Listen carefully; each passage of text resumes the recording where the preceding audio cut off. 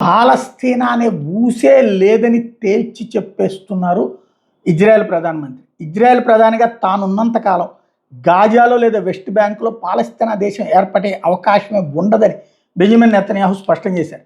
అదేవిధంగా అమెరికా అధ్యక్షుడు Donald Trump జోక్యంతో 15 అంశాల గాజా శాంతి ప్రణాళికను సైతం తిరస్కరించారు.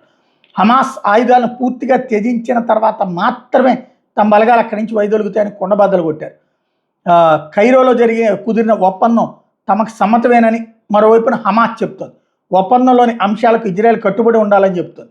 ముందుగా ఇజ్రాయెల్ ఆర్మీ దాడులు నిలిపేసి కాల్పుల విరమణకు కట్టుబడి ఉండాలని చెప్తుంది. ఆ తర్వాత తమ ఆయుధాలు అప్పగింత సాధ్యమని స్పష్టం చేసి గాజాలో శాశ్వత శాంతి దిశగా కీలక అడుగుపడిందంటూ అమెరికా అధ్యక్షుడు డొనాల్డ్ ట్రంప్ వారం క్రితం ప్రకటించారు. ఆ ఒప్పందం మీద ఇజ్రాయెల్ చాలా సంతోషంగా ఉందని కూడా చెప్పుకొచ్చాడు. ఒప్పందం అమలు చాలా కష్టంగా మారిందంటూ అనుమానం కూడా వ్యక్తం చేశాడు. నేపథ్యంలో నెతన్యాహు తేల్చి చెప్పేశాడు. గాజా మీద ఇజ్రాయెల్ ఆర్మీ దాడులు కొనసాగిస్తుంటాన్ని ముస్లిం దేశాలైన Dubai, Qatar, Jordan, Indonesia, Pakistan, Turkey, Saudi Arabia, Egypt గురువారం విడుదల చేసిన ఉమ్మడి ప్రకటనలో ఖండించినాయి.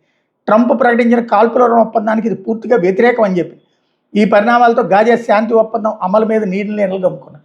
అసలు ఇజ్రాయెల్తో సంబంధం లేకుండా అమెరికా వాడేవాడు ఒప్పందం చేయడానికి. అది కాకుండా ఇజ్రాయెల్ని సర్వనాశనం చేస్తానని పంతం పట్టినటువంటి హమాస్ అనే తీవ్రవాదుల చేతిలో ఒక దేశాన్ని ఎలాగ ఉండనిస్తారు? ఎవడైనా సరే అమెరికాకి వ్యతిరేకంగా అట్లా చేస్తే ఒప్పుకుంటాడా? ఏది పడితే అది వాగడం వాడికి అలవాటైపోయింది ట్రంప్కి.